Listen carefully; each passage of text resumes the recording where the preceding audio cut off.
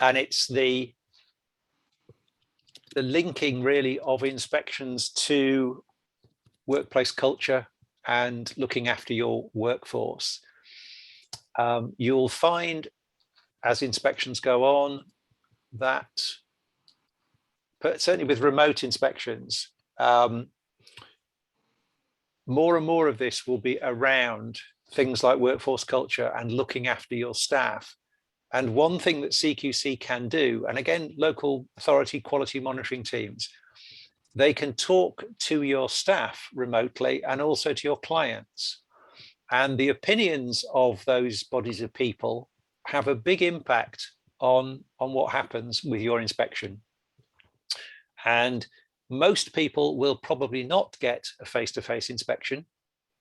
What they will get is a PIR and then a series of phone calls or Zoom or Teams meetings.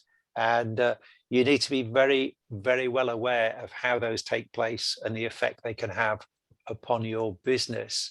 And just as a sort of overview, if you roll those together with things like VCOD implementation, fee problems, the pressure upon organisations and their staff, then I think people leaving, people not being happy in the workplace, those will inevitably increase. So you need to look after your staff.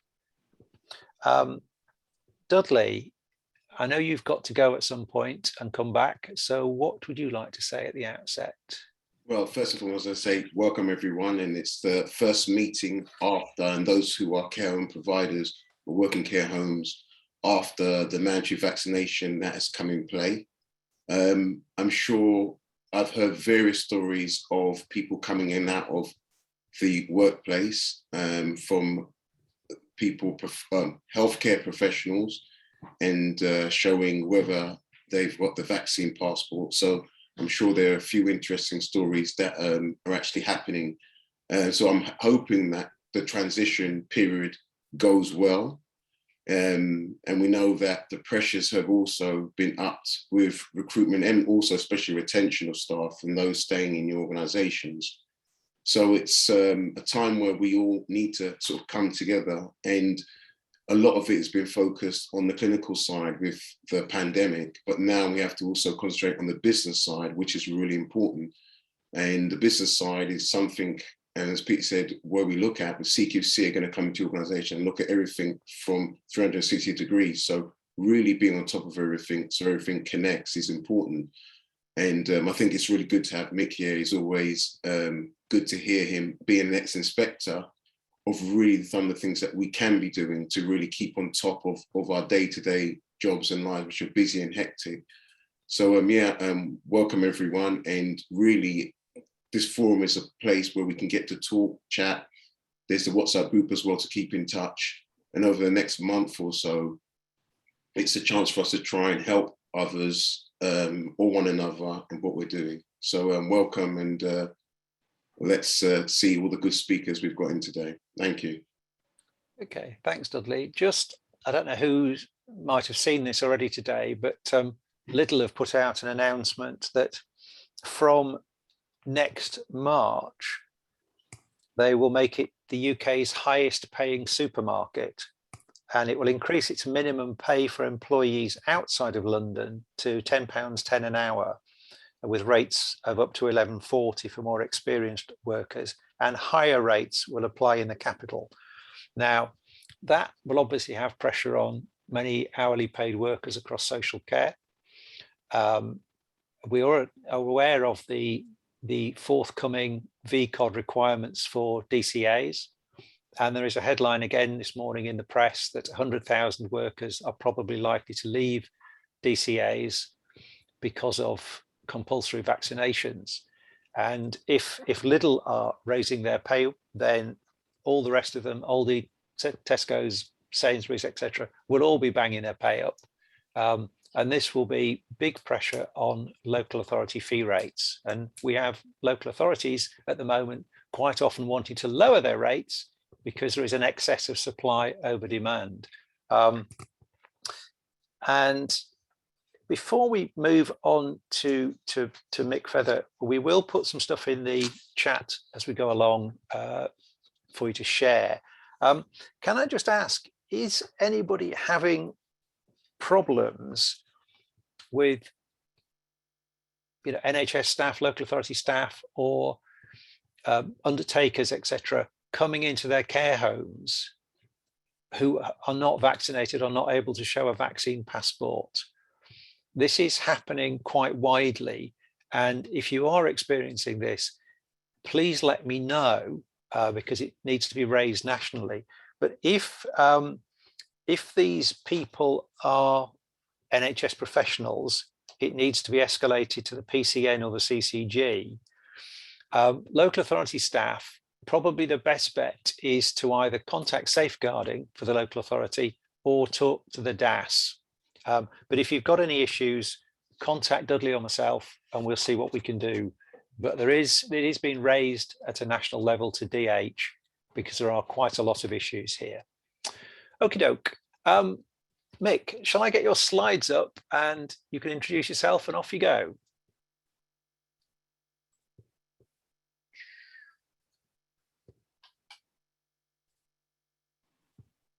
And feel free for anyone to leave messages in the chat box. If you, there'll be some Q&As with Mick, hopefully afterwards. If you can't, please leave some messages in the chat box and Peter will read out your questions, or even Mick will multitask and be able to simply ask some of the questions as well. Yeah, thank you. So thanks, Pete, thanks, Dudley. Thanks, LCAS, for letting me have a quick, probably try and whip this away within half an hour. No one wants to hear me for more than half an hour. I think so I'm Mick Feather, I'm the care business manager for a company called Citation, and we do a lot of support for care companies.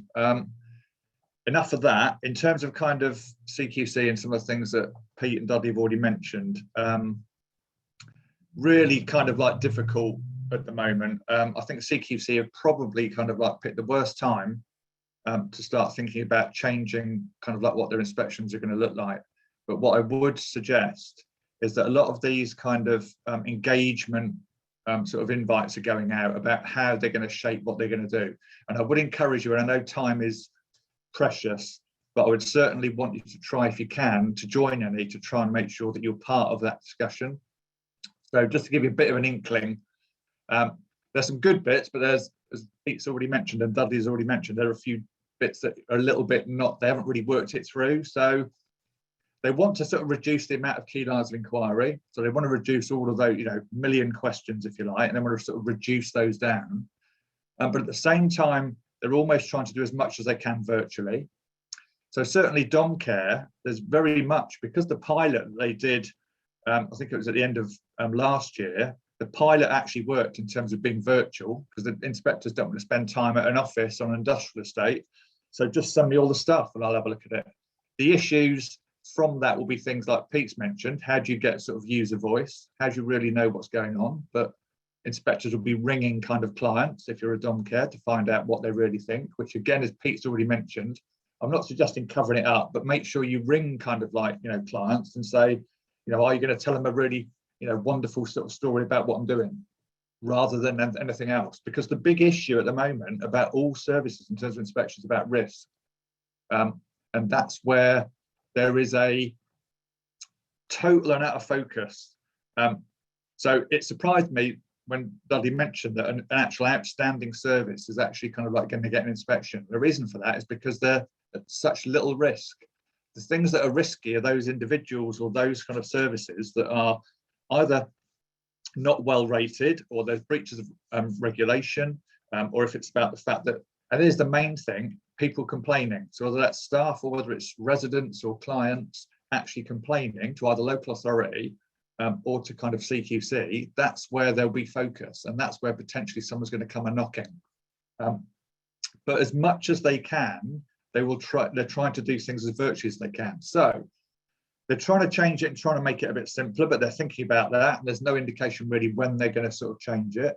There's no real understanding about how it's actually going to be in terms of trying to get that user voice, although they think that they can kind of like almost do it if you can virtually by trying to talk to people.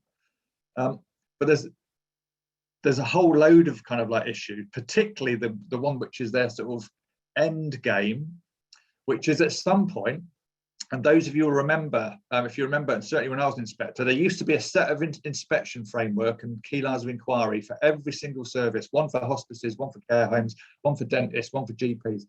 And they then, in 2017, said, we're not having all of that. We'll have one for adult social care and one for healthcare. Well, their end game now is that at some point, hopefully not even next year, but at some point, they actually want to merge both of those. So they actually want to have one framework. And I don't know about you, but as an inspector, it's a bit worrying because I'm pretty sure the infection control in a sort of hospital trust is going to be slightly different than it is in my dom care. So how some of that's going to work, I don't know. I would kind of, as I say, encourage you to be part of these engagement sort of webinars that they're doing sort of this month and onwards in terms of what it's going to look like. Someone mentioned that the last one I went to, I think, which was last month, and I'm sure Pete and Dudley have already kind of shared this with you really in terms of sort of what some of the slides and some of the things that they're doing. But there's almost kind of they want it to sometimes be an MOT, almost like a quick MOT. So they want it quick. They want something that's kind of like speedy, that they don't have to spend too much time doing.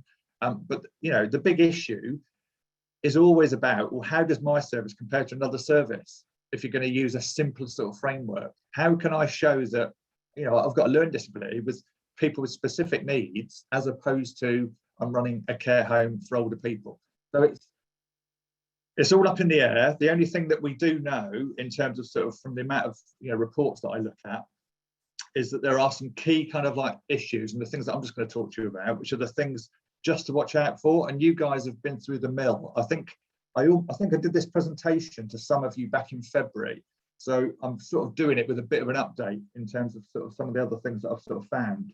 But I do intrinsically think that the things that I've found in these slides are literally the same sort of things that you'll find. And so what I wanted was to kind of like talk to you about, try and get these things done. I know you've got a million things, but think about these things and think about risk in terms of what it is.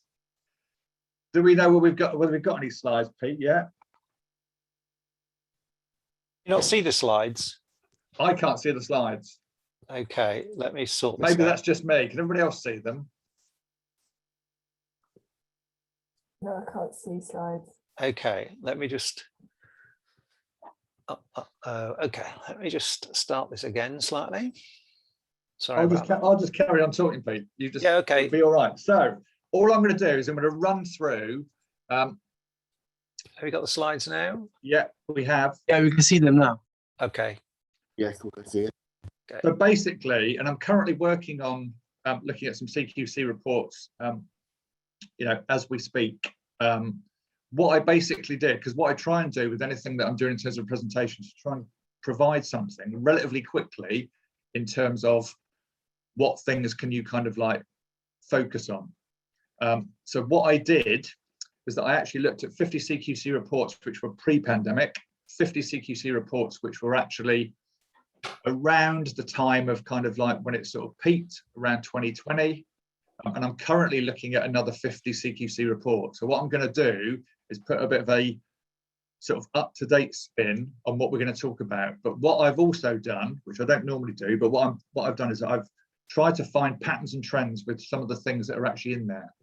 And the reason is because I want to be able to say to you, I know you've got a million things to focus on, but try and focus on these things because these are the things that are being picked up in a lot of reports. So without further ado, next slide, please. Right, okay, here's a busy slide. Nothing really of kind of like particular interest here other than comprehensive inspections, which were the frequency of kind of what you would normally have in terms of CQC. So depending on what your rating is, and it's an easy thing, requires improvement, used to be every year. If you're inadequate, they'll be back within 6 months. If you're outstanding, you probably won't see them again for 3.5 years if you're really lucky. Some of those things have actually kind of like gone. What I mean by that is the whole idea of frequency is actually sort of changing. So what they're doing is that they're now focusing on risk. So there are comprehensive inspections, but not very many are happening. But there are fundamentally focused and targeted inspections. So what do you mean, Mick, by those? So focused inspections are where a service was required improvement or in breach of a regulation, and they're coming back to actually have a look at to see whether those things have been done. That's what potentially a focused inspection is. The thing that seems to be happening more and more and more are what's called targeted inspections. Targeted inspections are really about looking at issues where there is risk. So risk has been identified. So fundamentally, you're going to be looking at, as a client complained, as a member of staff complained, as someone told somebody that this is an issue or that's an issue. Because you will find without a doubt at the moment that there seems to be a massive focus on safe and well led. And if you don't take anything from away from kind of like, you know, this today, think about your service in terms of safety and management of your service. Fundamentally, because, you know, there are enormous amount of inspections where they're only looking at safe and well led. I've even seen a domiciliary care which was about to have its first inspection, and the first inspection, they didn't look at all of the 5 areas. So they didn't look at safe, effective, caring, responsive and well led. They only looked at safe and well led as just the 2 areas to look at, and that was their first inspection. So they were actually requires improvement because there were 2 requires improvements for that service. So in terms of kind of think about your service in terms of what are the things that are issues in terms of safety and in terms of managing that and actually understanding what you need to do. So next slide, please, Pete. Excellent.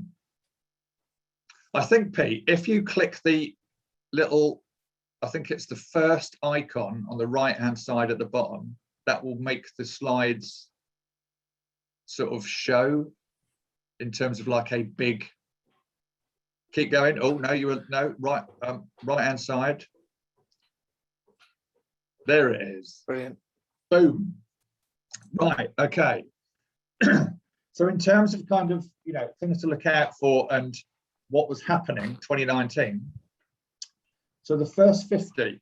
So those are the 50 I looked at in 2019. So on the left-hand side is kind of residential care homes, dom care, supported living, etc. And in a top of the pops kind of way, that is the top 10 things.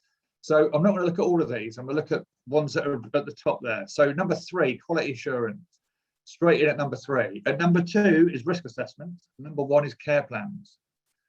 So what we need to do is we need to think about, and this is what I'll talk to you about, where's the relationship with those things and safety? So in terms of those 50 reports, quality assurance, risk assessments, care plans. If you then think, right, well, okay, pandemic happened. If we think about what was happening during that, look at number 4. So number 4 is medication management. Can you flick the next slide, please, Pete? There should be a drum roll now about what it's going to be, because is it going to change? Look at that. There's the 2020 50 reports. Care plans still at number 1. Number 2, risk assessments. Number 3, quality assurance. And it's no surprise to any of you that infection control has come straight in at number 4 in a kind of top of the popsy kind of way. Infection control is always there. You need to kind of, and all of you will have bound to have had one of those conversations over the phone if you haven't had an actual inspection, one of those inspections where they inspected and didn't rate it. But basically they were checking assurance in terms of your practices for infection control. So those are the things where they were talking about, you know, we were assured that visitors, you know, were safe in terms of catching and spreading it.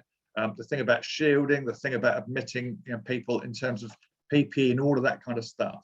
In terms of what that is, you need to keep, you know, infection control still on the agenda, and we will do probably for, you know, some time to come. I still see reports even now, and I've looked at some over the last sort of few weeks, where if COVID procedures or visiting or whatever is not up to date and hasn't been looked at since 2020 or 2019, that will become an issue for kind of like some inspectors. Not me, I was nice. But as you can see there, you've got care plans, risk assessment, quality assurance. So what I've thought about while looking at another 50, which is what I'm doing at the moment, is about what things would be the things potentially to look at. So if you flick the next slide, please, Pete. So here's my little circles, my little 4 things. And take it or leave it. I just sort of think in terms of this, the other thing for you to take away is to try and focus on these things. And I know it's difficult, but fundamentally, these are the things when you think about safety, about making sure that these are the things that are in place. So service users. So service users, the only thing in terms of outstanding services that link outstanding services are those that focus on their service users. So in terms of kind of like doing that, think about safety in terms of service users. We'll come on to that a little bit more in a minute. Next thing, staff. Intrinsic in terms of kind of like service users and support of service users. Staff, what are the safety things in terms of staff that need to be addressed? And we'll come on to those in a minute. The thing that encircles that, and Pete's already mentioned it, is culture. Now you might think, well, hang on, what's that got to do with like your service? As you will all know, in May of this year, CQC actually had on their website a thing called culturally appropriate care. So I was also an ex kind of like equality and diversity manager. So from my point of view, thinking about equality is really intrinsic in terms of, you know, why would you think about equality? Key issue is exactly the reason why they're looking at it. So all the issues that they had in terms of sort of Winterbourne view, inspectors will be looking at what is the culture like in the service. So not only about whether you meet service users' cultural needs, because there's 2 ways of looking at the culture. Culture in terms of service users. I'm Mick, I'm Muslim, I may, you know, have a particular kind of, you know, disability or whatever. Do you know that? And are you doing everything you can to meet those needs? It may be a different equality strand or a different protected characteristic, but are you meeting their cultural needs? That could be diet, religion, whatever it is. But at the same time, it's about culture in terms of the service. So what is your culture like? So can staff raise issues? Can service users raise issues? Those kind of things. So that's why the culture is important. And culture actually involves both service users and staff, and that makes the culture. And then the big one around the outside, that's quality assurance. I'm hoping that next year I'm probably going to do a session on quality assurance in terms of trying to, and it's not an easy one, as all of you will know in terms of managers. How do you, the easy one for me is about quality assurance, is you knowing what's going on in your service at any given moment in time. And do you know what's going well, and do you know what's not going well? Because that's what quality assurance is about.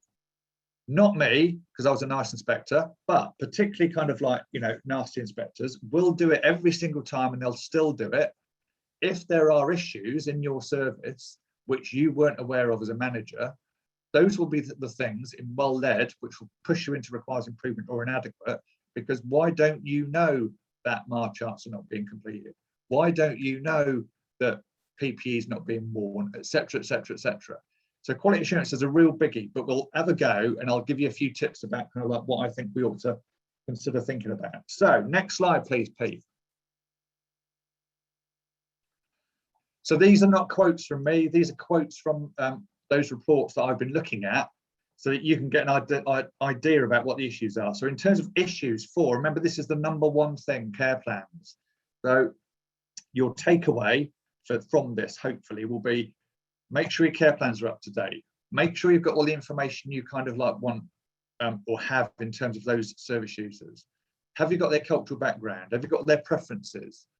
Have all of those things been put into a care plan? And is it up to date, and is it reviewed regularly? If it isn't reviewed, then it may be actually kind of like you're not providing care as of right now, because it has to kind of like reflect what the care needs are right now.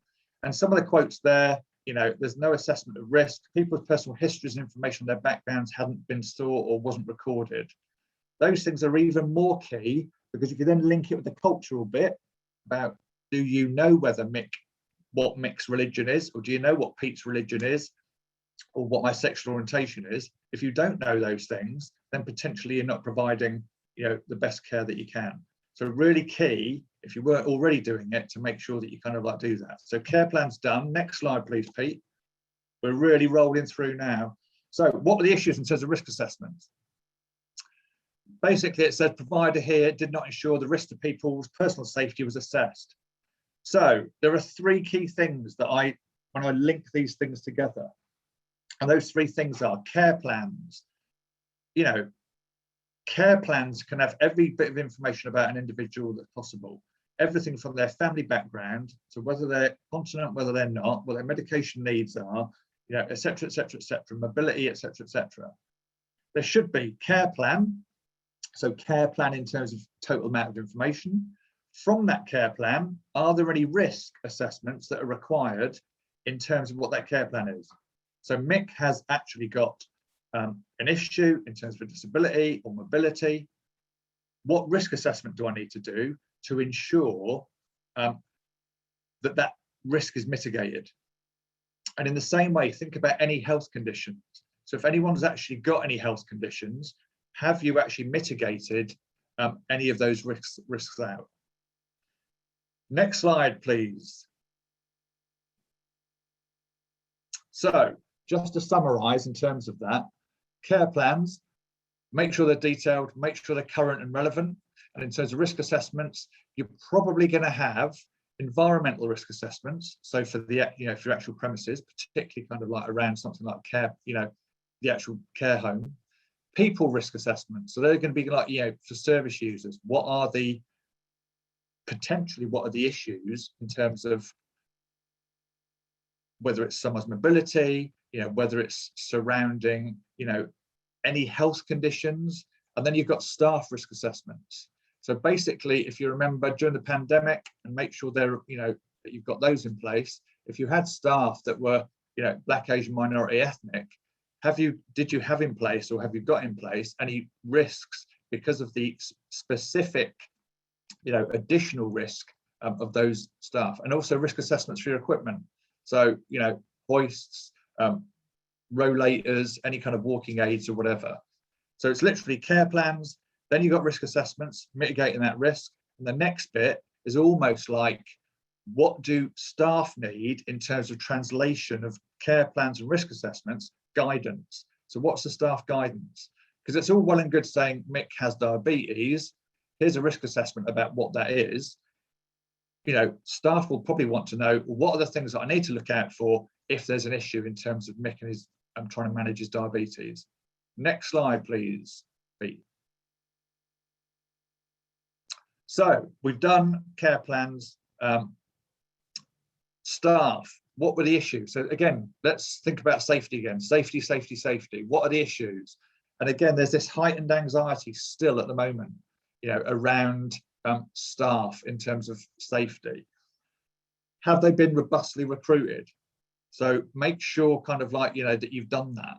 And I know that it's really difficult, and recruitment and retention, we could just spend all day talking about that.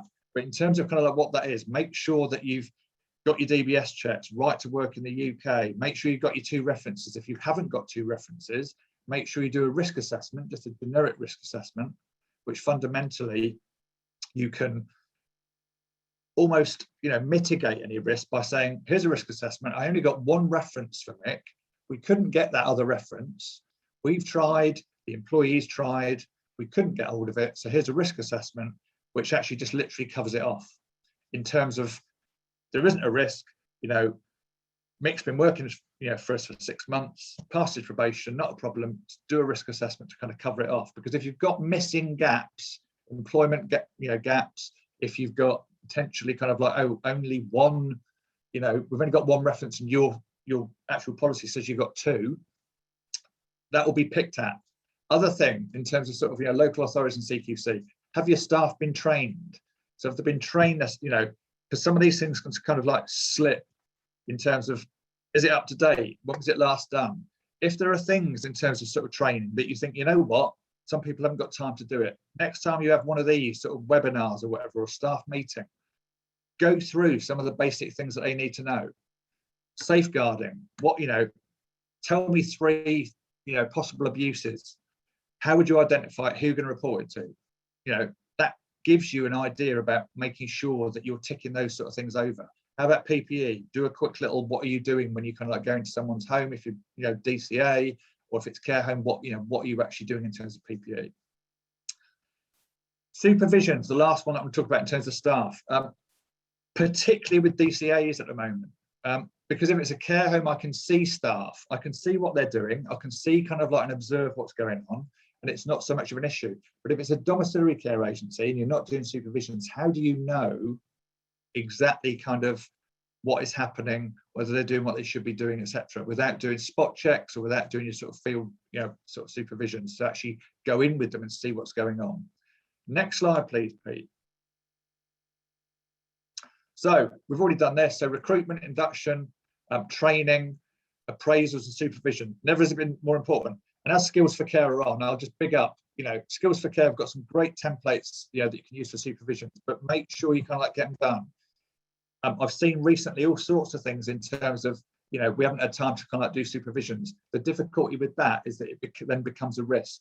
It's a real safety risk. How do you know that your staff, if they're trained, brilliant, but how do you know that they're doing what they should be doing if fundamentally you're not doing a supervision to try to check?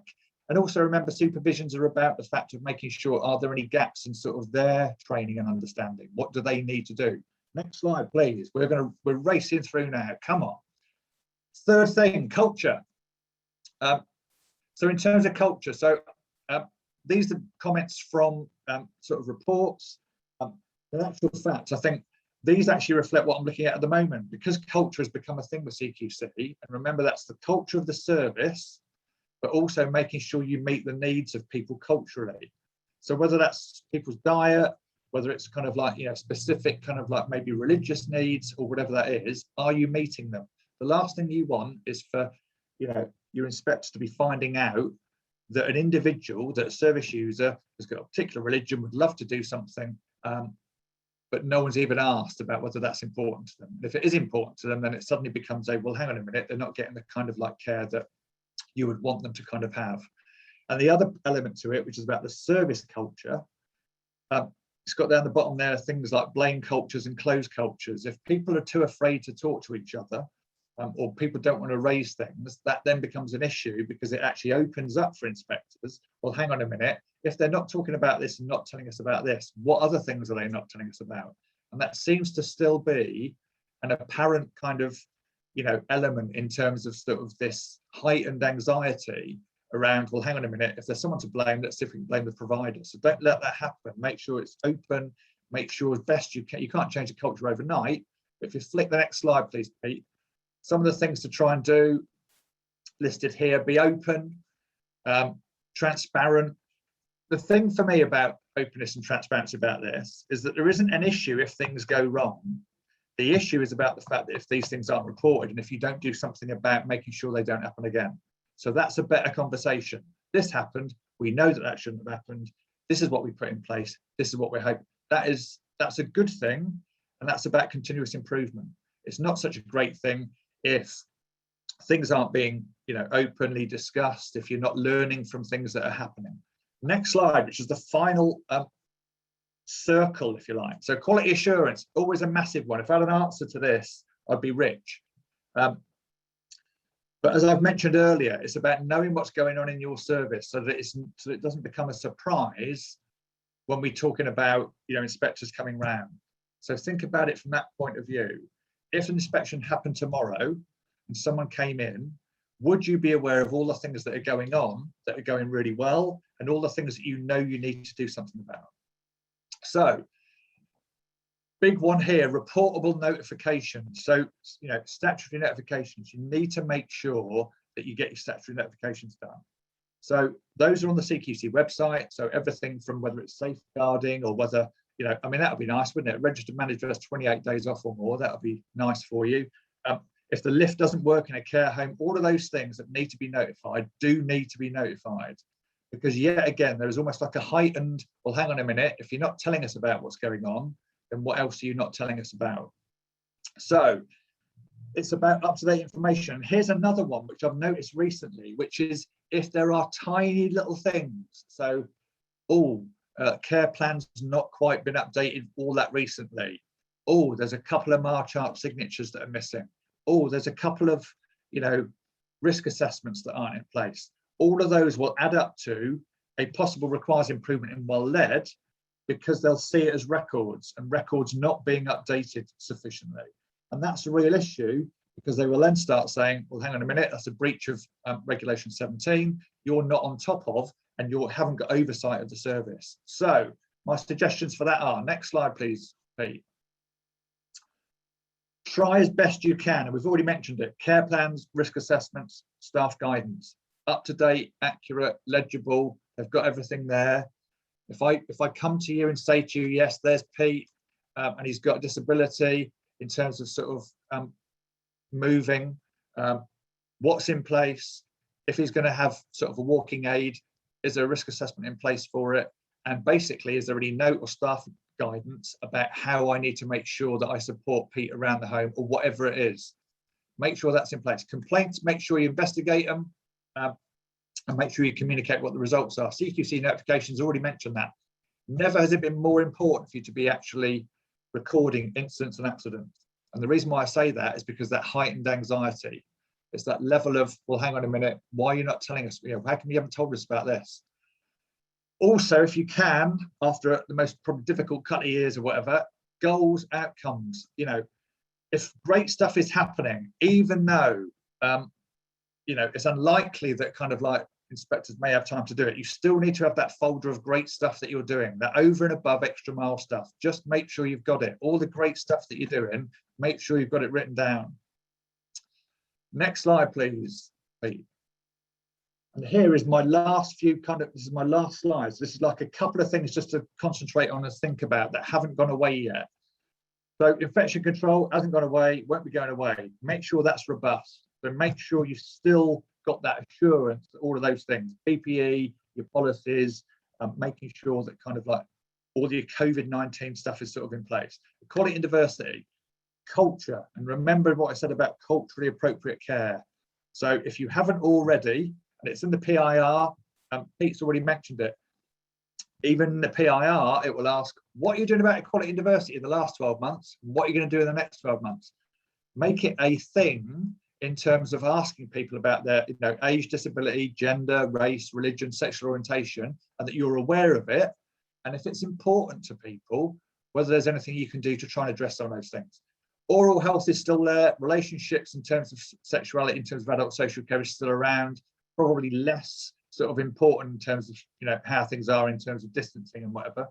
But AIS, Accessible Information Standard, still kind of like make sure that if you have got individuals that might have impairments, sight impairments, hearing, that you've got things in place to actually address those, and make sure your policies and procedures are kind of like up to date as best you can. One thing on policies and procedures, one of the things that's come up recently in the last 6 months, CQC will want to see in your sort of header and footer of sort of policies and procedures, the date you've actually done your review, the date you're going to do the next review, and a named individual, so a named individual who's responsible for the policies.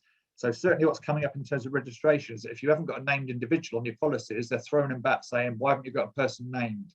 Because I think they're going to try and sort of focus on talking to those individuals who've got a responsibility about policy and procedures. I think I am done, Pete.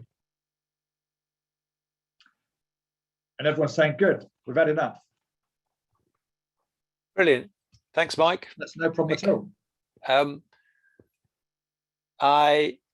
I'm sure there must be some questions now. So if anyone wants to fire up some questions, any points for Mick? Or are you all struck dumb? They're all asleep, Pete. I've got one. Well, it's not so much a question, it's more an observation. Thanks, Mick, for that really That's all right. presentation.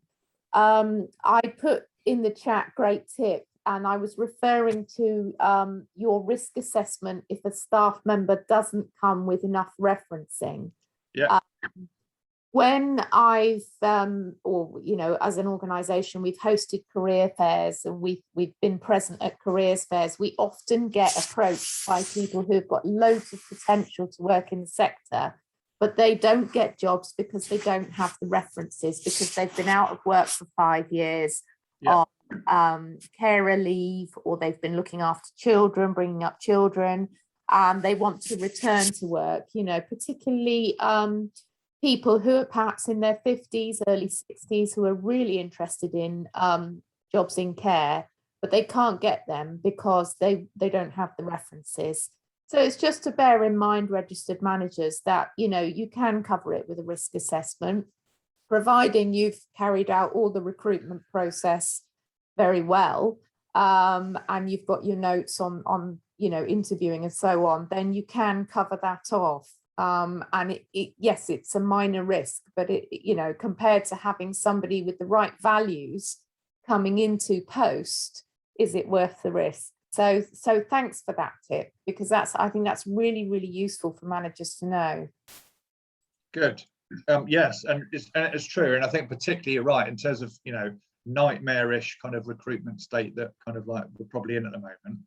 What you want is the simplest way to actually be able to make sure someone is sound in terms of what it is. So the fact of sort of I haven't got, you know, 3 great references that I've just done shouldn't be a reason for them not, you know, for me it's about, you know, even if you get someone, you know, who's new to care, if you can get character references, if you can, you know, if they do kind of like a couple of weeks kind of like job shadowing, and you can tell from that that they are ideal for it, you know, that's the sort of stuff that you need to be writing up. You know, what would they do in certain circumstances when you did the interviewing? If they've come up with all the values-based, skills for care again, go to skills for care, values-based sort of interviewing, that is kind of like what you want. They're the people that you kind of like want.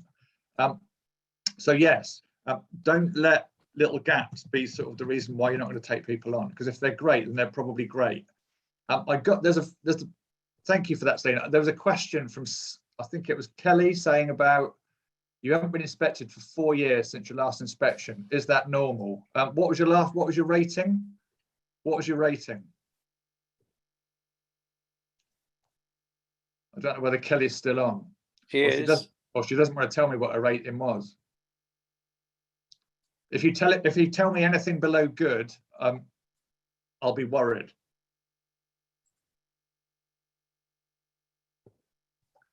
Anyway, I'll try and answer it without having the rating.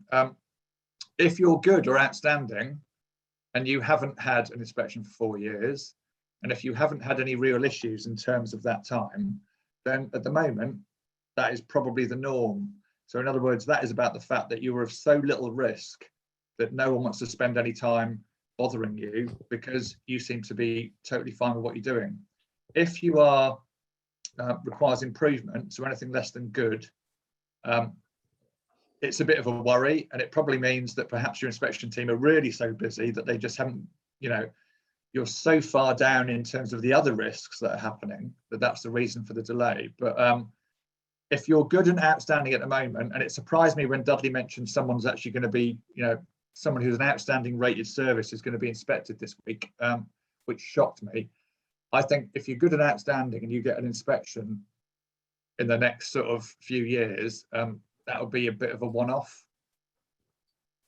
But I don't know, I hope that answers your question. I mean, certainly the comment, we have asked CQC at meetings, you know, we've got people who haven't had an inspection for 3 years or whatever, and CQC have seemed a bit surprised. Oh, really? You know, we must rush around and do an inspection, but they haven't.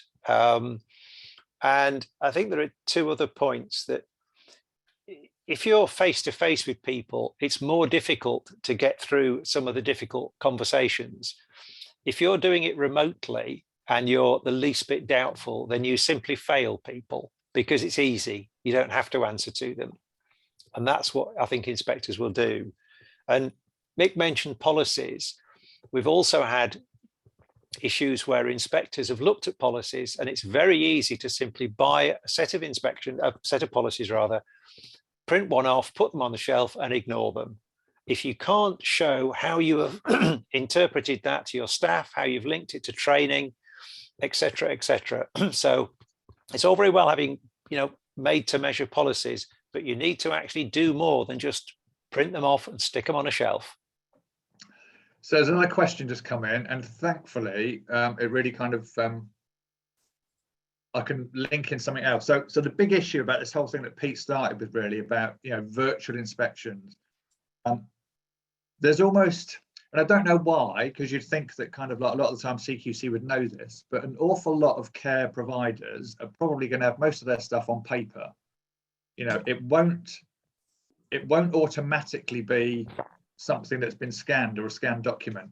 You need to, if you can, think about if I was to actually suddenly ask you for whether it's a training matrix or a particular mar chart or whatever, about how you would actually be able to scan that, whether you just get a printer or whatever you've got to be able to send that off virtually, because that in itself can be a nightmare. And some of you have probably had it in terms of they'll just send you an email with a list of things, an A4 list of stuff that they want. Well, sometimes that can be a nightmare if you're not, you know, sort of digitally savvy in terms of, well, hang on, you know, we've got all this paperwork, how do we convert that to actually send it off? So start trying to think in that way about if requests are made, and also try and push back. You know, we can't get you all this documentation by, you know, Monday morning, because we need to kind of like copy all this. I think sometimes there's an expectation that they think, you know, care homes and domiciliary care agencies have got 20 people who do the admin for them, and that's not the case. The other thing that's mentioned there, Crystal has said, we've been inspected 2 months ago and have not received our outcome yet. Is there a timeline? I don't know, Crystal, whether they gave you feedback. They should have given you feedback, a small little form of feedback about what they found. So what I mean by that is it should never be a surprise now about the kind of thing that's going to be in your report. So in the bad old days, it used to be, you know what, I'll come and do an inspection and I won't tell you anything about what you're rating and whether you've breached any regulations. And when you get it in the post, the draft report will say, you know, breaches, bad rating, whatever. That shouldn't be the case anymore. They won't tell you the rating before they leave, but what they should do is give you a feedback sheet which says, we found this, we found this, we found that. These could be the issues, and therefore, these are the things which, you know, are likely to be in our report. In terms of it being 2 months, I don't know, I'm always sort of, I don't know how well or not well the inspection went. 2 months seems to be an awful long time. Has the inspector gone on leave for a month? Usually it will be, do the report, you will then make sure the report's written, give it to your manager, they will check it, and usually kind of within kind of at least a month, you should kind of like have it back. So I don't really want you to sort of chase it, but at the same time, 2 months seems to be a long time to wait for your draft report. I don't know. Yes, I have a question. Sorry? Yes, I have a question. Oh, go on. And yes, can you see me now? Hello, yes. Yes, my name is Saad Osman. I'm from Dignity Direct. And I have two quick questions. One of them is extra mile. And you have done a few things, and normally you confuse what to put there. For example, some clients want to go and shopping or domestic, and if the council approves, we do that for them. And then in the end, the council says, show us that you have done that work. Then we show through the CM that we have been going there. So we haven't got paid, but it kind of extra. So can you explain more what we put there? What's extra mile, for example? What kind of element? So really anything. I mean, the example that I always use is I went to a domiciliary care agency and did an inspection, and I saw a line which was in a survey. So it was a survey for one of the service users, and it said, Alex has changed my life. So I said, who's Alex and what's this about? So Alex was a member of staff who worked at the dom care agency. He'd gone to see this woman, let's call her Mrs. X. Basically, he's talking to her, and she said, when I was younger, I really used to love drawing and painting. That night, Alex went home, looked on Google. He found out that there was a local, Age UK were doing a local painting and drawing class. He went back the following day and said to Mrs. X, if you go down the road on a Thursday afternoon, they do paint and drawing. She then put in the survey form, Alex has changed my life. She goes there every Thursday now and does paint and drawing. I know that's not related to Equality and Diversity, but that is absolute gold dust. Yeah, for me as an inspector, and I turned around to the registered manager and I said, what I'd like, you've got 65 other service users. I'd like an example like that for the other 64. But to be quite honest, you know, what you're saying is great stuff. You need to make sure there's a note of that, because doing things over and above needs to be kind of like in your extra mile folder. What things are you doing to actually improve that person's life? Are you a dom care, by the way? Yes, we are dom care, yes. Okay, so Yeah. so for me, it's all about there are tasks that you do which you can tick. I get Mick up, I wash him, get him to meal, whatever. The good stuff that you can write about on your daily notes is how is he fit? How am I feeling? What did I talk about TV last night? What things are really interesting to me, and what's important to me? And to tell you what's really important, I really have to go to church on a Sunday. And if in any way you actually impact those things to happen, think about the impact that what you do has on people. Because you might just, you might think, well, hang on, you go and do those tasks, but what you're doing is improving those people's lives by opening up, I'd like to go to town, I'd like to do this, because people think it happens and families already do it. Well, sometimes they don't, do they? Yeah, thanks, Mick. No problem at all. And also the presentation was excellent and useful. Good. One more question, and before I leave, and the other one is sometimes we tend to get outstanding, and our last rating was good. And CQC, when you see the guidelines and everything tells you, for example, care plan you have to do, and every year you have to update annually. Risk assessment, we also do that, and we mentioned a lot of how to mitigate risks and everything, as you were telling us earlier. Yeah. And the inspectors always say this is like a borderline. So we just want to get one outstanding, but all 5 were good last time. By the way, we also haven't been inspected 4 years, and we have a good rating. So you explained that earlier, very good. Yeah, yeah. But we always near miss. So what's the difference between that borderline of good and outstanding? Well, it's funny you should say that, but part of what the CQC are actually looking at is that they're going to have how they're going to do this, I really don't know. But what they're going to do is that they're going to have almost measurement. It looks like a complicated thing, but they're going to have some kind of matrix which will show whether you're only just good or whether you're good, nearly outstanding good. And how they're going to do that, I don't know. Ask Pete Webb. He will know.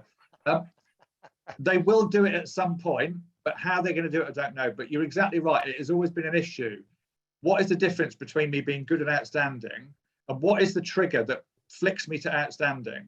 All that I would say is that the only thing that actually links all outstanding services, so you could say, oh, is it about doing the records? Is it about care plans? The only thing that links them is people.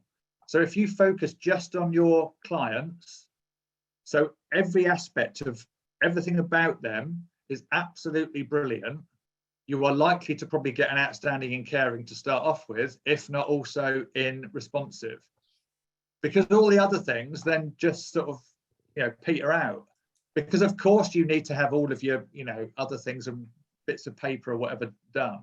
But if you're focusing on people and you're making their lives better as a result of your service, they won't be able to help but flick you into outstanding. But you're right, it is difficult to know the difference between good and outstanding, but that is coming as part of this new potential, whatever they're going to be looking at in terms of, are you nearly inadequate, requires improvement, or are you nearly good, requires improvement? Yeah, thank you. Just to add a point for Abdallah, there is actually an interesting line that's just come up in the chat room. Mick and I received this morning from CQC a set of draft policy documents, which I certainly haven't read yet, and I'm sure Mick hasn't either. But we'll look at those, and they will be put into law sometime early next year. Again, as Mick has said, do join all the surveys, the CQC opportunities. If I can just make mention of an example, I went to a dom care agency. It was all very competent. It looked very nice. It was on as Mick said, on an industrial warehouse site. No problems, and it was good. I went to another one that was very similar, very, very similar. The key difference was that every person I spoke to was absolutely confident, and they had had more training, and there was a much more open culture. And the first place I went to, the manager wanted to sort of be there when I had any conversation with any member of staff, whereas the second one that's got the better rating, the manager just said, help yourself, basically. And I couldn't, the staff know far more about care than I ever will, but I couldn't find any fault with it. And it was you just came away from it and you felt that's a really good place to be. I think just to add to that, both as well, it's about, as Mick said, it's about the stories as well. We want to hear the voice of the service user.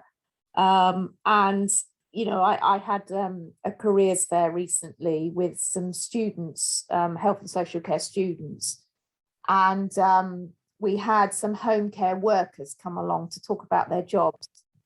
And some of the stories they were telling about how they'd supported people through COVID were really, really inspiring. And it could be simple things like we couldn't take them out to their usual places. So we went around board games and we sat with them and we played board games with them. And it just kept them motivated and kept their spirits up. And it's just hearing what home care workers, or, you know, all care workers are actually doing day to day, and the stories, and keeping evidence of stories, scrapbooks, that kind of thing, that show the voice of the service user and the voice of the care worker as well, is really, really important. And it's inspiring for inspectors to see. You know, it's not just about, as Pete says, what's on the shelf. It's about, you know, hearing the voice as well, and understanding what actually does go on when people are out there doing their jobs. Yeah, and I think any more points for, I mean, actually, Mick, have you seen the comment in chat about outstanding?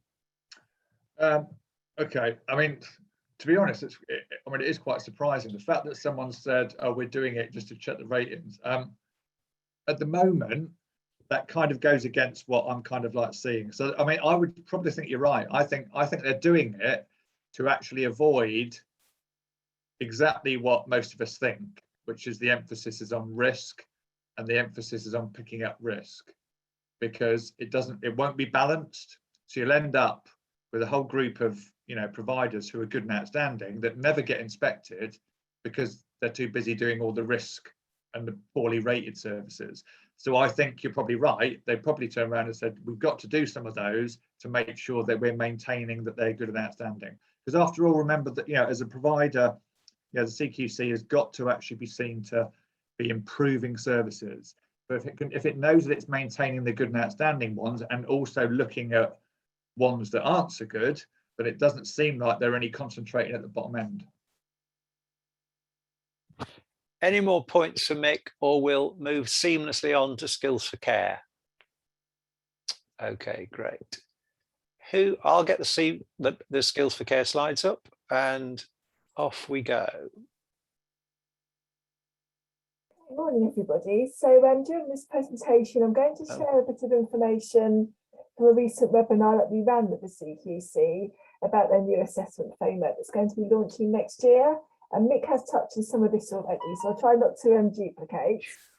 But I'll also give a reminder about some of the resources currently available from Skills for Care that can support you with inspections. And I'll let you know about some new resources that are going to become available over the next few months.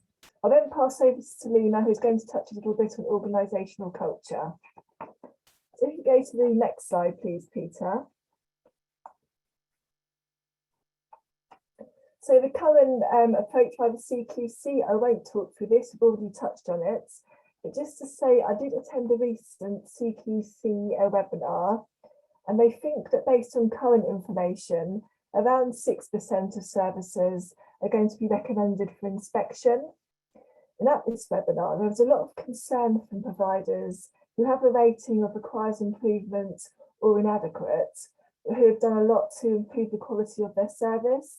And they were obviously saying, we're not going to get inspected, we're stuck with this rating, what's going to happen? And the CQC speaker was very clear that inspections for improvement are only going to be carried out at the moment where it's causing real issues to capacity in the system.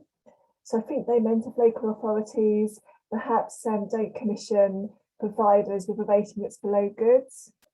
And they also said any issues around insurance could also be a trigger for them coming in to inspect. So they were clear, if you're having concerns or experience any of this, do talk to your inspector.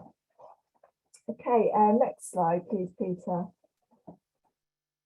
So last month at CQC, at Skills for Care, we delivered a webinar alongside the CQC about the current monitoring inspection process, but the main focus is on the changes that are going to come in next year.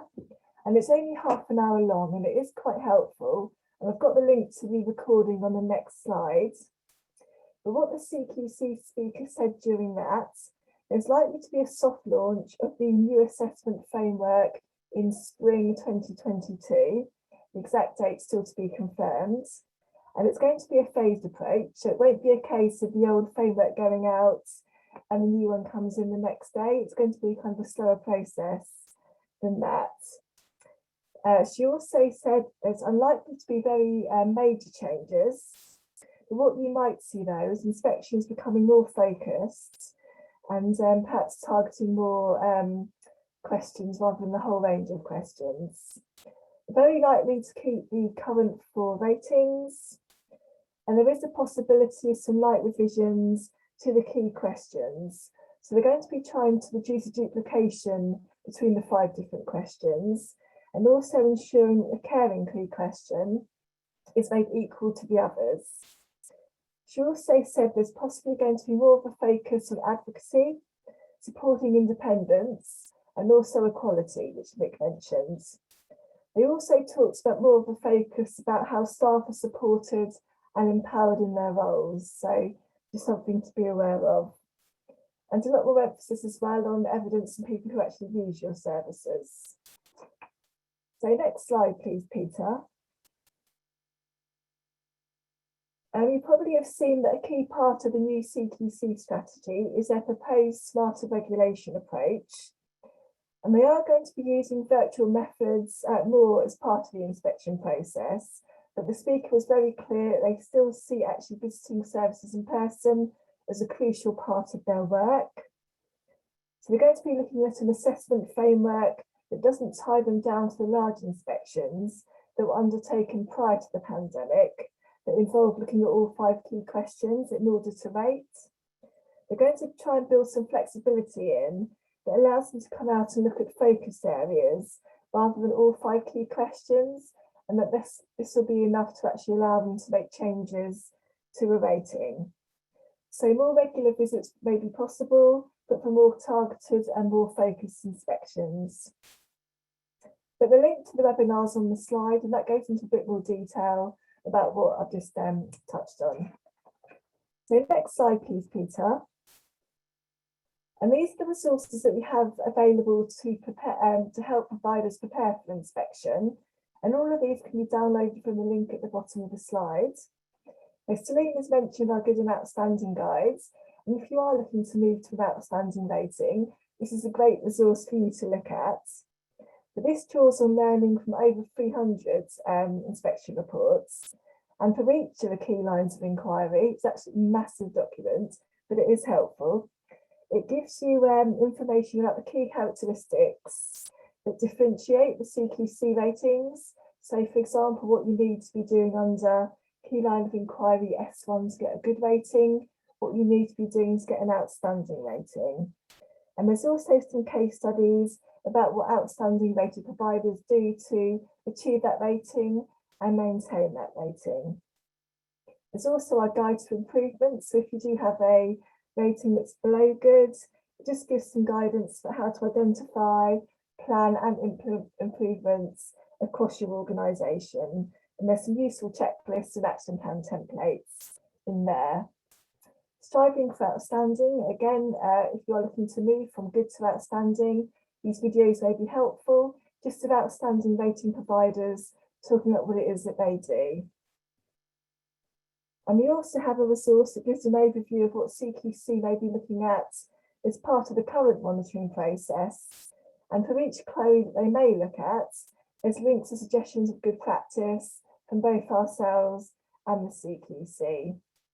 And if you do need any support to perhaps move from requires improvement or an adequate rating, at Skills for Care we can offer consultancy and tailored support, whether that's one of us coming into your service, just to work with you on a one-to-one basis to identify where improvements may need to be made and advise on how this can be done. Next slide, please, Peter. So coming soon, I think it's going to be launched in January, is our good and outstanding guide going online. And currently, as I said, it's a very large document. So actually having it as a virtual resource will make it a lot easier to navigate and find what you need. And it's going to be split into the 5 sections that you see on the slide. So beginning, practical advice for new services, preparing for inspection, improving if you do have requires improvements or adequate rating, and Excel as well. So that'll be a particular of interest to those of you who want to work towards an outstanding rating. And next slide, please, Peter. And also coming over the next few months are some online learning modules that are aimed at managers and also quality and compliance leads. So there's going to be one on being prepared for CQC inspection. That will be available from January, improving your CQC rating and striving for outstanding. So lots of support if you do want to improve your rating. It will be free of charge as far as I understand. So do have a look, and Selena and myself can let you know at these meetings as well when these resources do become available. Okay, so hand over to Selena now. Hey, hi everyone. So just sort of an aside really, and it's all very nicely linked into what Mick was saying around sort of around culture in the workplace. And what I wanted to talk about really is thinking about culture from your staff team's point of view and your own management style. So first of all, and I don't have a slide for this, so I'm going to note them down in the chat. I want to put it over to you and ask you what culture means to you. So is it about ethnicity? Is it about your upbringing? Is it about your belief system, environment, friends, hobbies, work ethic? And I've just put a few examples there. And there's no right or wrong answer to this. I just want to ask you what it means to you, what culture means to you. So if you can pop some things in the chat, that would be excellent.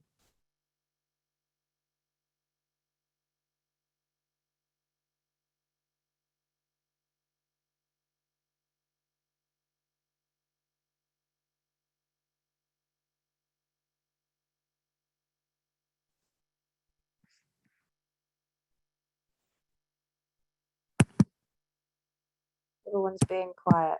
All of them, okay? All of the above.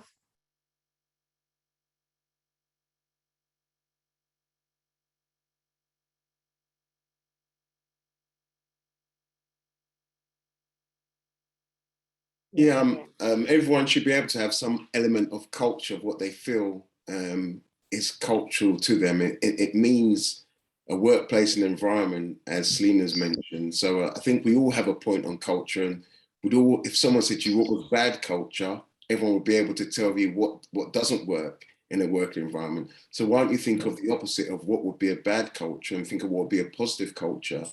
We know there's many protected characteristics in the working environment. So, you know, what would you have done upon your staff and on the people you care for to your staff? So really think about really all those things as well.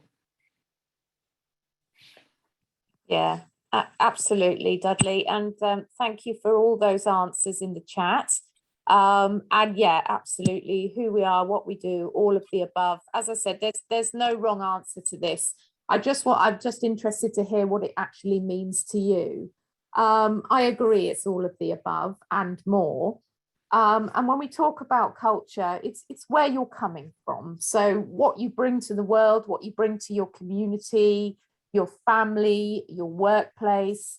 And we all have differences of value which contribute to a diverse culture, which enhances our practice in the workplace, in our communities and so on. It's about our talents, our skills, our values. And workplace culture, as it says in the slide, is about the character and personality of your organisation. So it influences how people behave and feel at work. And, you know, as Dudley says, you don't want to have a bad culture. It's about having a positive workplace culture. And trying to achieve that can be quite difficult. There are lots of influences that can affect culture, but it's absolutely vital to have a positive workplace culture to deliver high quality care and support. Okay, and it does cut across all of the Chloes with CQC and requires strong leadership, which obviously comes under your well-led. Just another comment in the chat there. Let me see if I can move up. All right, from Dudley. Yes, thank you. People can speak out, be listened to, respected. Absolutely. So when we think about culture, it's about what differences we can bring into work, and that can refer to absolutely anything. But we really need to have different cultures within the workplace to ensure that there's a healthy balance, and that to ensure that we have different skills and different personalities and different traits that ensure that we all bring something of value into the workplace. Next slide, please.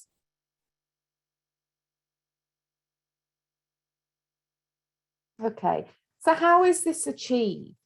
So it's about, Mick was talking earlier about positive workplace culture and being able to demonstrate through care plans and so on, about how we recognize people's difference, recognize people's culture, recognize people's needs and preferences, and how we actually understand them and how we implement what we need to do in the workplace. And that applies to staff as well. We need to be recognizing that everybody is different, whether it's in what they bring, in their background, their ethnicity, their belief systems, their values, their ethics. Everybody brings a sense of identity into the workplace. And it's really important that that is recognized, and, through supervision, through how we allocate roles to people, how we understand people and value people. So it's about shared values and assumptions.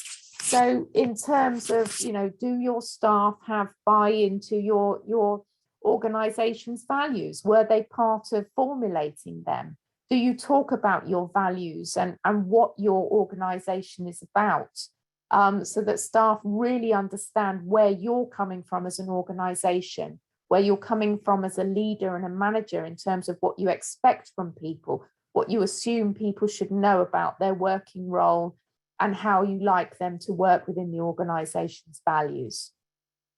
It's about our norms and expectations. So, what is expected of people? Do people know what's expected of them when they come to work?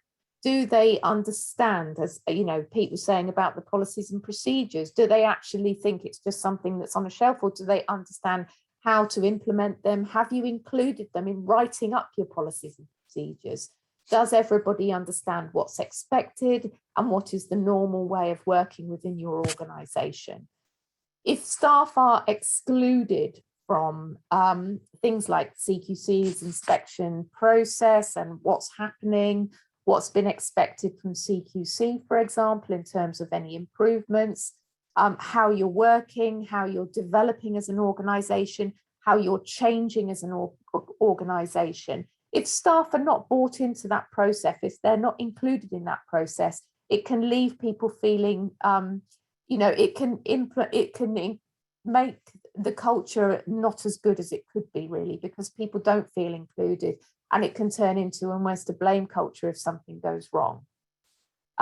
So it's really important to have lines of communication. How are you communicating with staff? Are you doing it through team meetings? Are you doing it through supervisions? If it's difficult because your organization is formulated in a way that you can't have as many team meetings, you can't have as many gatherings, you can't necessarily meet up with people as often as you would like, how are you thinking about your communication and how you communicate to staff and how they are able to communicate to you as well? Do you have an open door policy? Are people able to be honest about their role, about the work, about what's expected of them? So that's really important to think about how you're communicating. Don't assume that people know necessarily what's going on with your organization. You can have complex subcultures. Some of these can be good. you know, you may be able to match certain workers to certain service users because of cultural differences. And it is important to have subcultures, but as long as those are healthy subcultures and they're not unhealthy and they're not about, you know, having cliques of people that are dissatisfied at work, that may then spread that negativity throughout the team, you need to be looking out for these things. You know, you can have one person at work that's unhappy, dissatisfied, negative about the workplace, and that can spread through the culture of the team and cause a really uncomfortable and unhealthy subculture. So it's really, really important that you nip these things in the bud as soon as you spot them or hear about them. Continuous change and improvement is really, really important in the organisation. You know, we talk about improvements all the time with CQC inspections, but it's really important that you recognise that you can continuously change and improve. You do need to understand what's happening nationally, understand what's happening locally in your area, and strive for that continuous change and improvement. I did a piece of work recently with an organisation who had been rated from good to requires improvement, and it was actually only on one or two small things.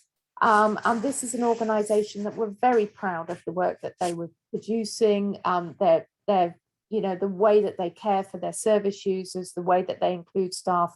There was a lot of really fantastic things about the organisation, but there was one or two things.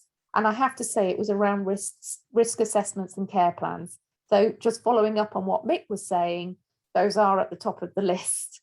And, you know, we did a lot of work with them to support them to make those improvements and changes they needed to improve. And what was really smashing about this organisation, about the managers that we spoke to, was the culture was very, very positive. Yes, they'd had a confidence knock, but they were really, really positive about making the changes and making those improvements. They didn't let it knock them back so badly that they felt unhappy and dissatisfied. They were really, really positive about, no, we're not going to let this knock us back. We're not going to let this change the way we practice. We're very proud of our organisation. And yes, we're going to do what we need to do to improve, and we're going to ask for help. So don't forget that alongside the resources that we provide and the help that we provide through these kind of networks, we are there also to help to support you if you need extra help and extra consultation, and you just need to ask myself and Laura if you do require that. So these boxes that I've shown you here are on our website under our support for registered managers in terms of CQC inspections and all of the areas that Laura has mentioned. And you can click into these boxes, and they're dynamic. So they'll open up into a how to do list, basically. So I've just touched on them very briefly, but those are our dynamic boxes on our website, and you can have a closer look at those in your own time. Okay, if we can just move on, please.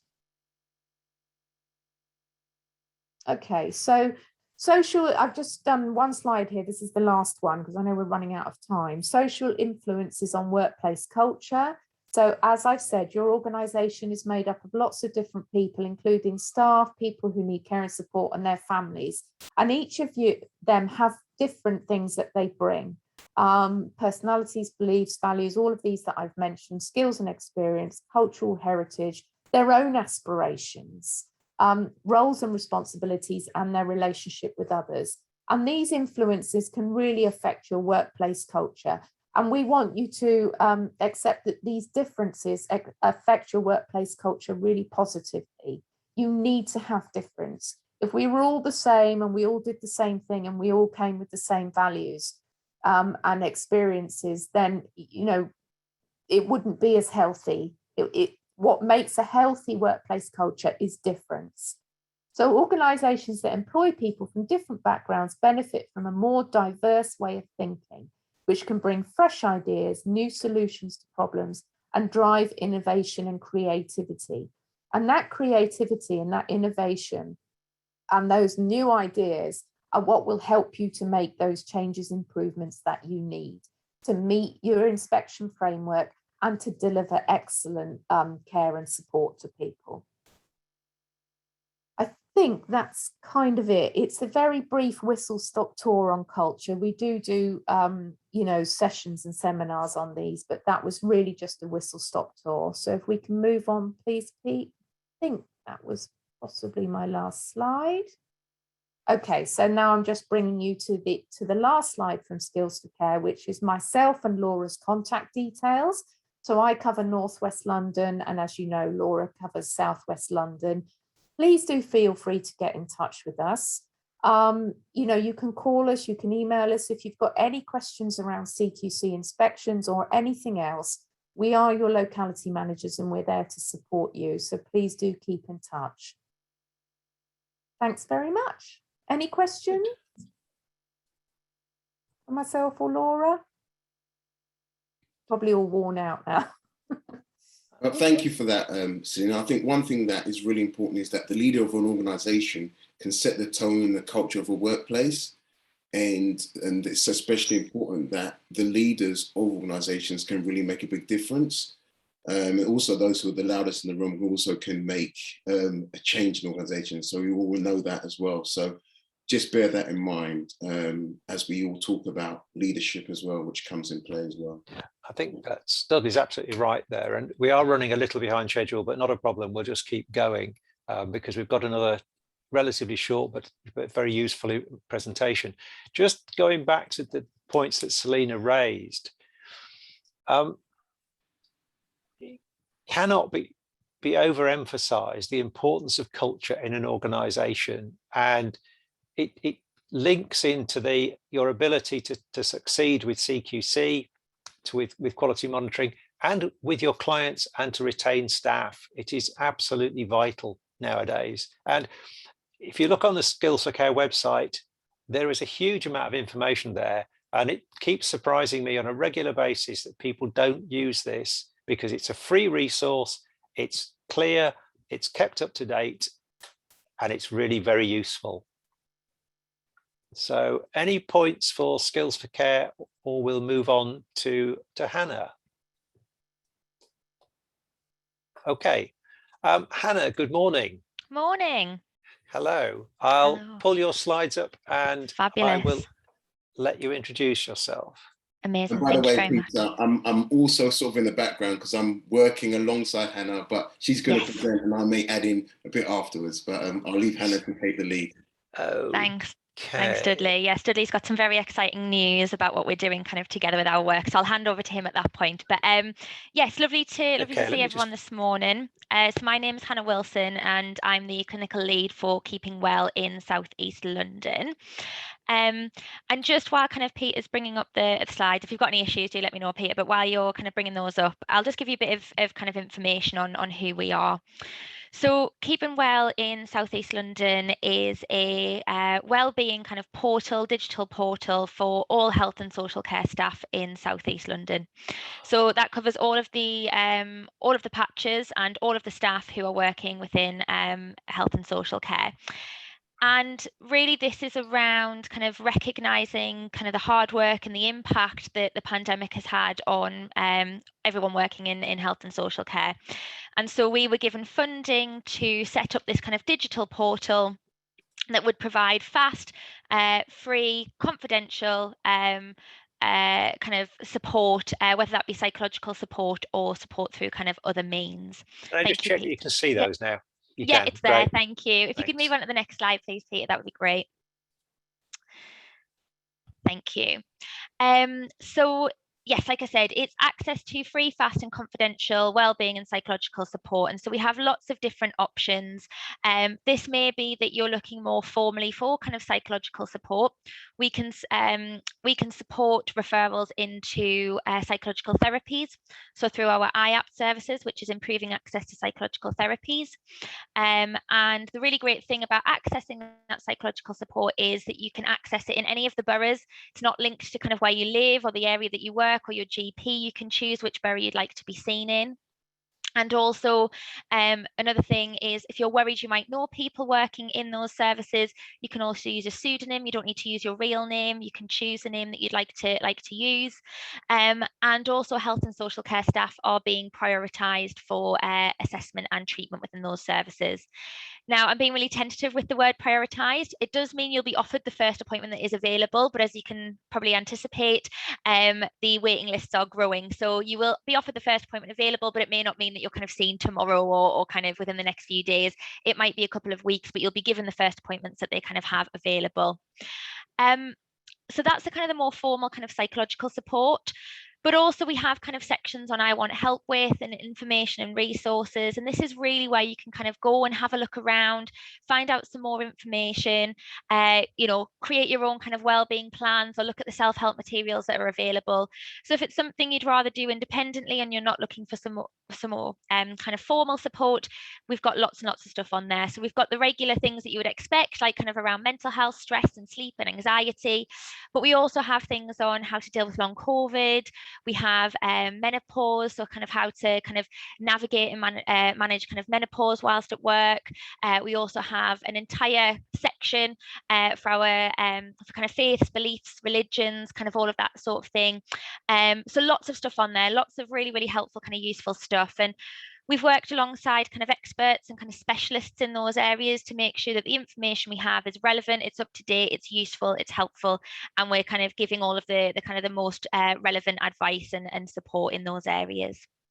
So all of that is available to have a look at. But I wanted to really highlight a really important thing. So Peter, if you'd mind moving to the next slide, please. Thanks. So I wanted to highlight something really important, because I think when we're kind of presenting Keeping Well, particularly if you're kind of a manager, you've often got your kind of team in mind and you've got kind of, you know, how to support your kind of workforce, but also this space is for kind of, you know, leaders and managers as well. There is a specific kind of place on the website.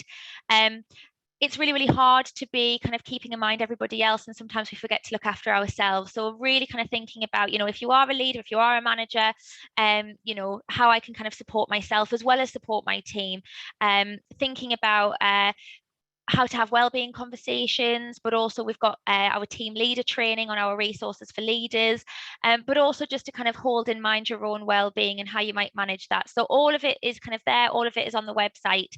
So please do have a look. If there's stuff that you're doing already that you think would be really helpful to share, let us know. We're really kind of responding to feedback. And I've just seen a comment around, yes, so there are these hubs all over London. So there's one in northwest London, one in southwest London.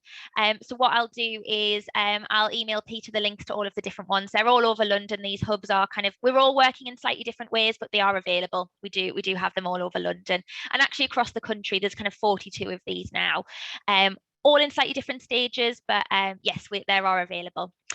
So please do go have a look. And if you'd like to work alongside us as well, so particularly if you are kind of managing a team or you're a team member and you want to think a little bit about kind of how you can work together a little bit more as a team and build some of that kind of team, yeah, some of that kind of team coherence and kind of community, do get in contact with us, do kind of come to us, and we're happy to kind of work alongside you.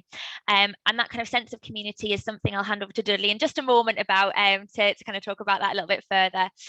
But if we just move on to the next slide, and I'll just briefly kind of let you know that actually all of this can sometimes just feel like can't see the wood for the trees. I don't even know where to go. I don't even know where to start. So we have our online chat function, and this is covered Monday to Friday, 9 till 5 by our Keeping Well practitioners. So if you're kind of, you know, just really struggling to think about, I don't even know where to look, I just know that I'm struggling, you can start this kind of conversation with our Keeping Well practitioners. You can turn it into a phone call or a video call if that feels easier. But if you'd rather keep it kind of anonymous and confidential, absolutely fine. You can have a chat with them using this kind of chat function. As soon as you land on our kind of homepage, this will pop up, and you'll probably see a little picture of one of our Keeping Well practitioners saying, I'm here, I'm ready to talk if you want to. So please do use them if you're really just kind of looking for, just want to know how to support my team, or I'm looking for support myself and I just don't know where to go. Please do use the chat function. It's there. You can give us a call as well. So we've got a dedicated phone line so you can kind of call in. So all of those kind of options are there. So next slide, please. And this is just really to say that we're accessible on kind of all devices. So we've worked really hard alongside a web development company to make sure that all the features that are accessible on kind of a laptop or a desktop, they're also available on a mobile phone. We know that not everyone is sat in front of a laptop all day. So people are kind of more remote and kind of, you know, out and about. So it's available on phones. And we also have information on how somebody might want to download it to their home screen. So they may, you know, they may find some helpful information, want to download it to kind of their home screen. That's also kind of possible. And we're just about to launch kind of the next phase of updates to our website, which also means that people will be able to download certain pages as kind of PDFs, print them off, or kind of save them in kind of folders for later. Particularly if they don't have internet access all of the time, they can kind of save things and come back to it later. So I'm going to hand over to Dudley at this point, who we've got some really, really kind of exciting news. Dudley's been doing some fantastic work with us, and we're very, very lucky to have some of his time to help us with Keeping Well. So if we move on to the next slide, and I'll just kind of hand over to Dudley with a brief introduction to the community forum, and then the next bit is about the exciting world that is going to kind of happen. Thank you very much for that, Hannah. I think it's what you said is absolutely spot on. I think the other thing that I found, we've been working with SLAM and the Keeping Well project from the beginning, and we wanted to create an actual platform which represented the community and also supported those, not just from the NHS, but social care, who are usually forgotten about when it comes to agendas like this. So we managed to get social care to be involved, as well as community. And we looked at the sort of the workplace, and we thought, you know, the diverse cultures, the communities that are involved, and wanted to make it more than just keeping well just from the clinical point of view. We realized that you have to go home, your staff have to go home, they have to go to work, they're under stress, pressures, and really was really to get them involved. And part of this has really evolved where we've got things like videos on there, things like events, different types of things such as Black History Month, Diwali, you know, wonderful Independence Day, so we're looking forward to provide as well. All of this is just to really help people feel welcome and home. And Hannah never touched upon the about 100 different translations you can have on the website as well, which is really fantastic. And even if you go on there and play on it, you'd probably be amazed and probably learn how to speak a different language very quickly. But all of this has been said is that we also wanted to move to the next phase. We realize that people have busy lives, and the odd time you want to be able to actually speak to someone. And we're also creating a forum where people can actually speak about topics that are happening in social care or healthcare at the moment. We've been under a lot of pressure. Staff have felt maybe left out, not having their say. Having experts on the platform is important, but also chatting to other colleagues from different other workplaces as well, sharing your views and opinions. This is the next stage. And we're having an event, I think there was a slide before, where next slide. Next slide, where we're launching an event. This is going to be on the 25th of November between 11 and 12. So please share with your managers or those in your staff, where we've got some great speakers, including myself, but someone from an award-winning registered manager service who really came and turned the whole staff round, and now they're producing everything, and also other inspirational speakers, but really things that we're involved in and what we can contribute to, and it's ongoing. And this forum is going to be the forum where during the Christmas period, where we can share what's going on in our sort of communities, where obviously can benefit the people we care for as well. Carol songs, singing, all of this thing, and all good morale, cooking, healthy living, and so much more. But this is a community that is evolving, and I think the thing that Hannah never mentioned, the thing that I'm so proud about this is because this is really unique initiative for all the Keeping Well sites. I'm not going to say because so this is really taking into effect the lives of real people and how they are. And it's not just about working on the front line, it's behind the lines as well. So please join on the event. Please share this, even if you may not be from South East London, a lot of you may be involved. Just have a look at what can be done and read the good things. And it's wonderful, from training and everything above. I probably would say much more, but please go and check it out, and you can do that yourself. I think in the chat box, I put in the link for the actual website to look at. So please do that, and everyone really enjoy. looking at that. I'm not going to say any more, and if there's any questions you want to add to it, please. If I missed out anything, Hannah, please let me know. No, I think you've done a really, really good job, Dudley, and thank you. So yeah, we're really lucky to have kind of Dudley on board, and he's been working really hard with the kind of community forum team. So they're the company that we're working with are the team that are behind kind of money saving expert forum. So they're really kind of, you know, they've been doing this a long time. They know how to kind of build these communities, and the really good thing is that it's monitored. So you know, it's you know, any untoward kind of behavior or things will be kind of monitored and will be kind of dealt with, but it should feel like a really safe space. It can be a really private and anonymous space as well. So we recommend usernames rather than your real name. We recommend using photos that you like or kind of avatars rather than kind of your real kind of picture. And then people can just kind of have that space to be a little bit more honest and open, which you may not get in some of the other kind of forums that you're kind of part of, or some of the other spaces and meetings that you're part of. This is really a chance to kind of just really connect with others, be as open and honest as you'd like to be, and we can kind of, you know, discuss kind of topics that are important. So yeah, really thank you so much, Dudley, for kind of your support with that. And yes, please do join the event. There's an updated graphic to this, and we can kind of send that. I'm sure Dudley will get that kind of sent out as time kind of goes on. So thank you very much. So just had two kind of final kind of slides. I think one of the things that really I wanted to kind of pick up on was the fact that, you know, we do cover such a kind of vast area, and we do get lots of requests to kind of talk about different things. We're invited into different meetings and focus on kind of specific topics. So this is kind of just a space to say that we can come and do this. If you'd like us to kind of join any team meetings, any kind of meetings that you've got in your own kind of services, we'd love to come along, whether it be virtual or whether it be kind of face-to-face. If it is face-to-face, we adhere to all the guidelines. Everyone's double vaccinated. We kind of use PPE. We do lateral flow testing. All of those things. But also, if it's virtual, we're more than happy to do that. And if there's specific things that you'd like us to kind of talk to your team about, that's fine. We can do that. We can do specific topics. We've done things on kind of stress management. We've done things on reducing absence. And today, I just wanted to kind of give you a bit of a flavour of the sorts of things that we can kind of talk about. And I think one of the things that's come up a lot from our discussions and our conversations has really been around kind of loss and grief and bereavement, and how not only that kind of impacts us as individuals, but how it impacts kind of our work and maybe how we're kind of connecting with others, maybe how we're connecting with other members of our team, particularly if there's been loss and bereavement and grief within kind of the work context, and just thinking about kind of the overall impact of that. And so I think kind of the message that we're trying to get across is that there's no normal, there's no right or wrong way to feel, there's no right or wrong way to behave. Bereavement can be really kind of personal, it can be really complex, and really it's about kind of getting the right support, and that support isn't always around kind of, you know, formal psychological support. It's maybe thinking about how to kind of team up together as a team and kind of reflect and do all those sorts of things, or it might be finding some support yourself, kind of just by chatting to somebody that you trust, chatting to a specific kind of, you know, counselling support line, or all of those sorts of things. So if this has been a problem, either for you individually or for kind of members of your team, there is support available. And if we can just move on to the next slide, please, Peter. I'm aware of time, so I'll kind of give the kind of support information, but just letting you know there's no right or wrong way to feel. And if you do notice any of these things or recognise any of these things, please do look at our page. So at the bottom there, we've got the Keeping Well South East London bereavement page.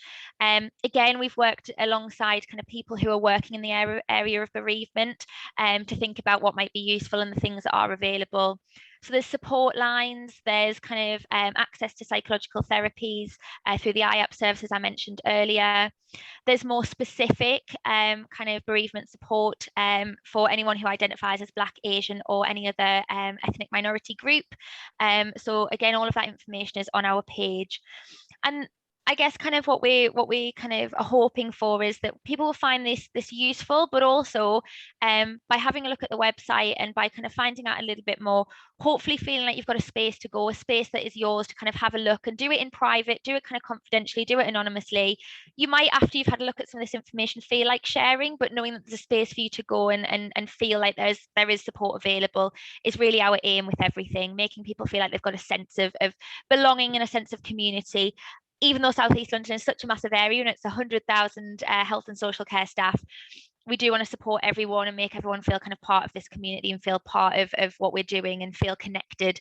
So do visit the website, do have a look, and if you want to chat to us about any of the things that we've kind of mentioned, please do let us know. So I'll end there and kind of take any questions that you've got, but just letting you know that we're happy to kind of come out and do more specific sessions. We're happy to come out and do more specific kind of support sessions, or even just talk about the website and what we do, and let people know. I'm aware that getting the message out is really, really hard. We're already inundated with 95 million emails. I've seen constant emails coming up on my screen, even just in the last 10 minutes as I've been talking. So I know we get inundated, and there's a pressure for us to then kind of share the information, and we want to take away some of that pressure. We will do some of the kind of the communications. We will do some of the kind of getting the message out. Just let us know how. Let us know how we can be in touch with your teams. We're more than happy to kind of do so. So I'll leave it there, and just take any questions if there are any. Brilliant. Thanks, Hannah. Any questions for Hannah?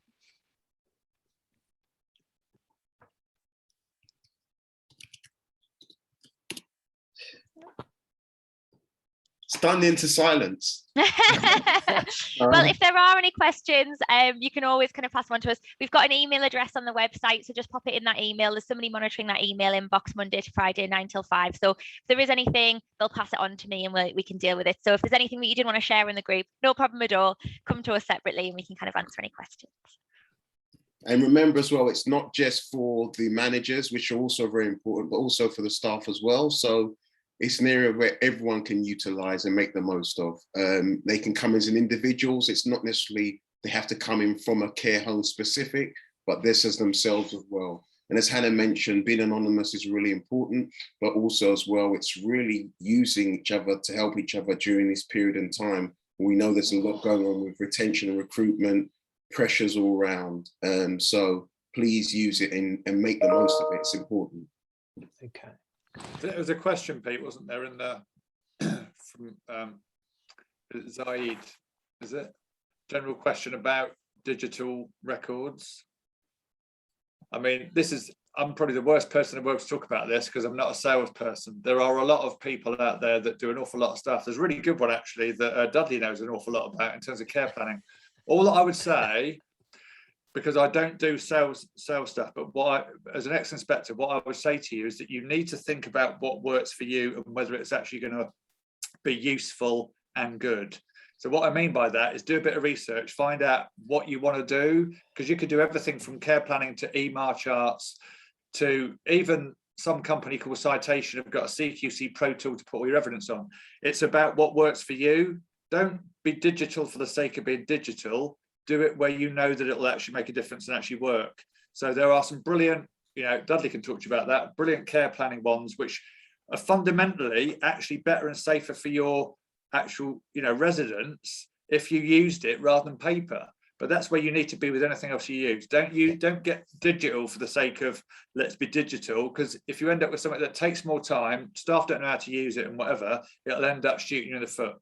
Okay. That's all I'll say. Just to add to what Mick has said, which is very pertinent, I've come across a lot of companies who have gone digital and bought the wrong kit and are signed up to the wrong kit for years. So do your market research, or you will end up needing mental health support big time, because it makes your business more difficult to manage than less. But if you get it right, it will improve your business massively. And things like CareVision or CQC Pro are really very useful bits of software. Dudley, as an expert. I mean, I would say as well, is that it's about the culture of the organization. And if the buy-in is from the whole group, then it works. So, there's that to think about. Also as well, think about trials as well. You can have a trial where you can actually trial something for a month or two. If it works, then you can, and then continue using it. So that's another option to look at if you really would be interested in that. As Peter said, we cover various things at LCAS and wear many hats. You've got Mick Feather on here, you've got myself as well, do a lot of work with some soft care software. So, and it's also as well, depends what your organization needs are around as well, software and care planning. We do know, and I'm sure many people know, if you're going to send a lot of information over virtually to your inspection team, it's good to have everything digitalized as much as possible. I would hate on the Friday late afternoon having to scan 500 pages of documents, and I've been there. So everyone take that and make the most of it. Yeah, and I think also talk to your colleagues and see what has worked for them.